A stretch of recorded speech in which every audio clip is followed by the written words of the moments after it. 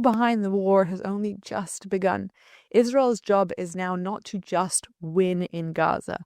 It's to lead the world in showing what it means to defeat radical Islam, not with slogans, but with an actual thought-out strategy. The battle for Israel's security is the battle for Western civilization's backbone.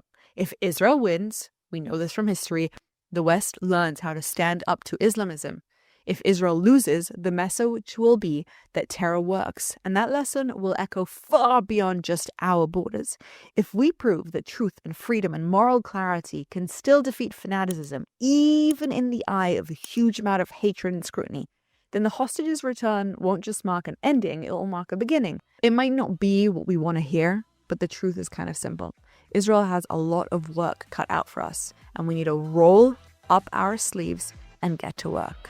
I'm Ira, and this is the question we aren't focusing on, but actually now needs to be the main one that everybody's thinking about. What does an actual win look like outside of the hostages? We all have an image of the invisible line that ends the war. For the left, it's the hostages coming home, obviously. For the right is a dramatic display of Israel moving into Gaza and the Palestinians removed. But both of these aren't exactly aligned with reality, and we really need to talk about it. This is the Meira K Show on JNS TV. Let's dive right in. So everybody right now is trying to figure out the details of this Trump's 21 peace plan, right? It's got 21 points to it, and there's ceasefires and phase withdrawals and reconstruction and where the Gazans are going to go and what's the economic situation going to look like. And it almost all sounds utopian, like almost too perfect to be real. And whilst we're also focused on the details and how it all plans out, we've missed the real brilliance of the plan. You see, it's not in the 21 steps, it's in the strategic shift behind it. Until now, Israel and the West have treated Hamas as the center of the problem.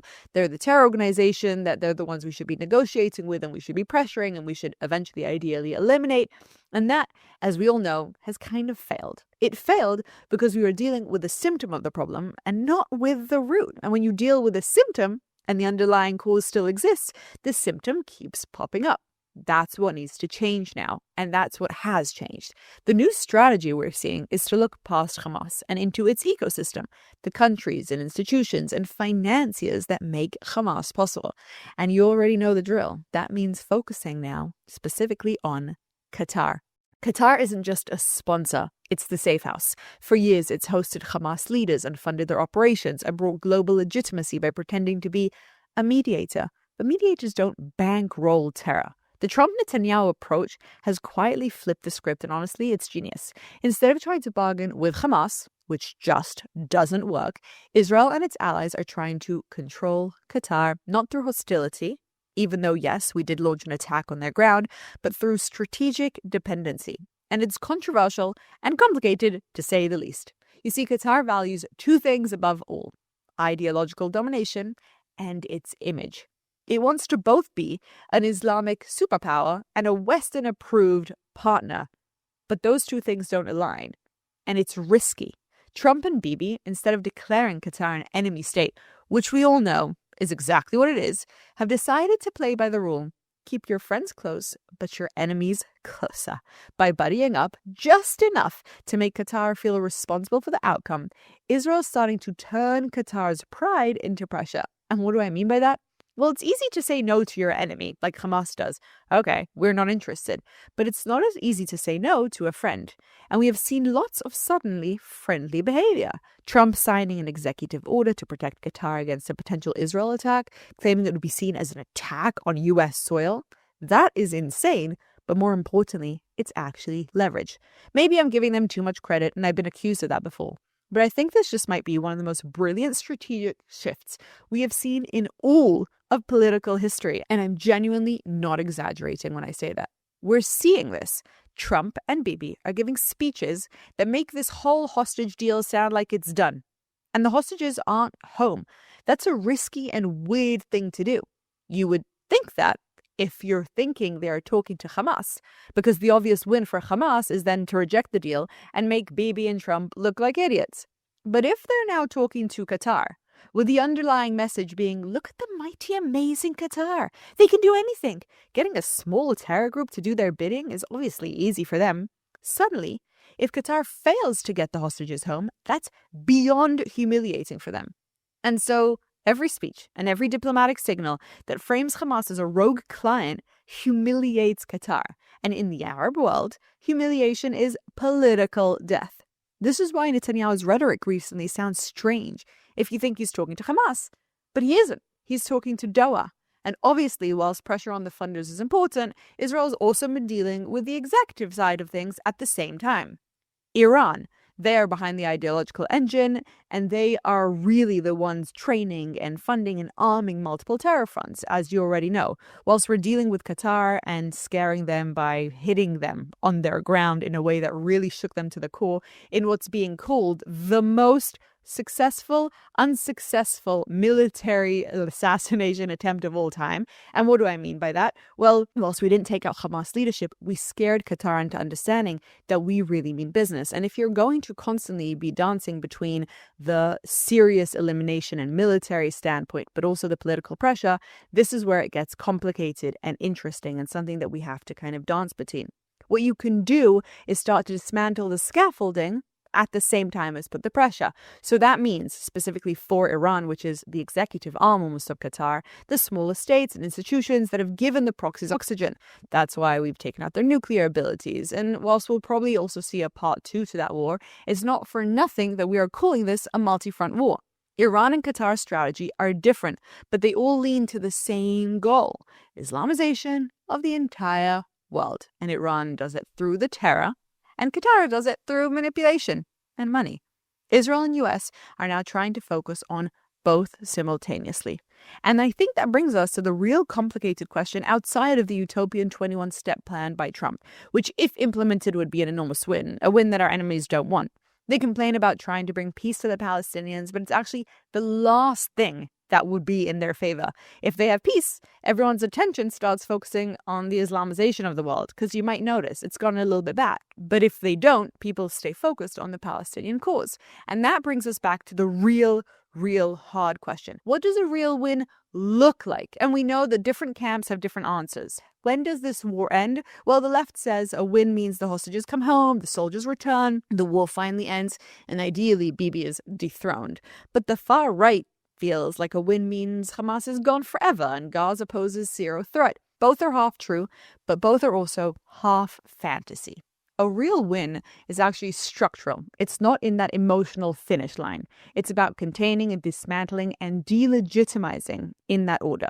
Contain Hamas militarily and keep permanent control of Gaza's borders. Dismantle its funding networks, starting with Qatar. Delegitimize its ideology through education and exposure and really global narrative warfare. One of the biggest flaws in this entire war was the end goal we set ourselves: ending Hamas. Because Hamas is not just a terrorist organization, it's an idea. And you can't kill an idea with airstrikes. They die when they lose recruits and money and admiration. And that brings me to the point of this entire episode. Whilst we all want the feeling of that concrete war, an end to the war, the truth is we have a much longer and complicated route ahead for us. And that's where all of our attention must be focused. For Israelis, a real win isn't vengeance. It's safety that lasts, the kind that lets children sleep without sirens and grandparents stop scanning the skies. That's the measure we need to hold on to. The world might debate definitions of victory and legitimacy and proportional responses, but Israelis will know what it actually means to win. And the uncomfortable reality is that this war is and cannot end soon. Yes, maybe the active military campaigns and reservists being called up can, but the enormity of the fight we are up against has been exposed, and there's no... An ex-NASA engineer just applied rocket propulsion tech to solve a totally different problem: dirty driveways. And pressure washer companies are freaking out. It's so powerful it can rip through layers of grime, moss, and mud in seconds. It cleans concrete siding, patios, decks, even second-story windows, without ladders, scrubbing, or electricity. The water it shoots can reach pressures of up to 3,000 psi using nothing but your regular garden hose. That's thanks to...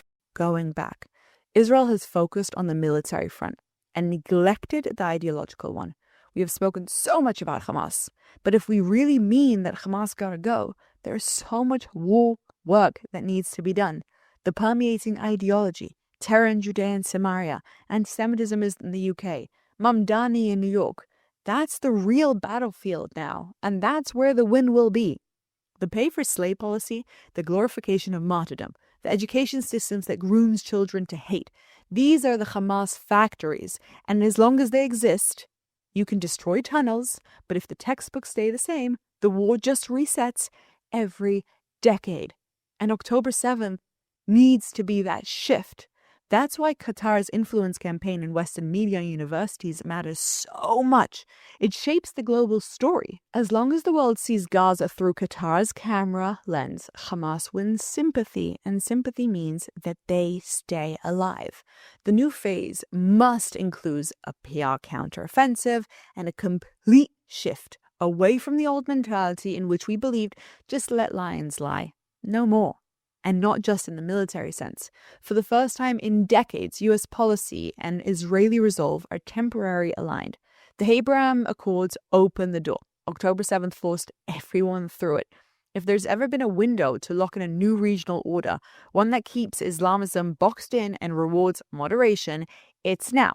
The question is whether the West has the patience and the clarity to use it before attention shifts again. So where do we actually stand? Militarily, Israel's achieved more than anyone in the world wants to admit. Gaza is completely split and Hamas command is fractured, although they still exist. Hezbollah and the Houthis have been pushed back and degraded, and we're miles ahead there. Iran's proxy network has been taking hits that set it back years. And yes, it's not all gone, but we're really 70 or 80% there. It's not a full victory, but it's enormous wins. And it's just exposed, more importantly, the enormity and the strategic genius of their plan. We now control about half of Gaza. That's deterrence, a permanent buffer zone, not an endless occupation. It means that people who live on the border are actually safe. 50% of Gaza is in IDF hands, and us keeping that. No smuggling, no sun buildup, no ability to surprise again. Well, that's part one. But what needs to become the norm moving forward? If any terrorist pops up, we keep the right to eliminate them. We keep the strong upper hand militarily. But what comes next is, in additional, a long, low-grade conflict, a drawn-out struggle of intelligence work, border enforcement, ideological warfare, and regional diplomacy. It won't be called a war, but it will be one, and we must gear up for it. So the questions we must all ask now: what does the long-term safety for Jews in Israel and abroad actually look like? After the hostages return, which I get is the only thing we can think about, what is a victory if it's not an emotional one? Well, the answer is simple. Real security for Jews and Israelis and the entire Western globe. The hard truth is that the hostages coming home will be the most emotional and sacred moment of this war. And we have to pray for it. But it can't be the last. It is not the end game. The next phase is harder and quieter and way less dramatic and cinematic. Pressure Qatar until it pays a price for terror.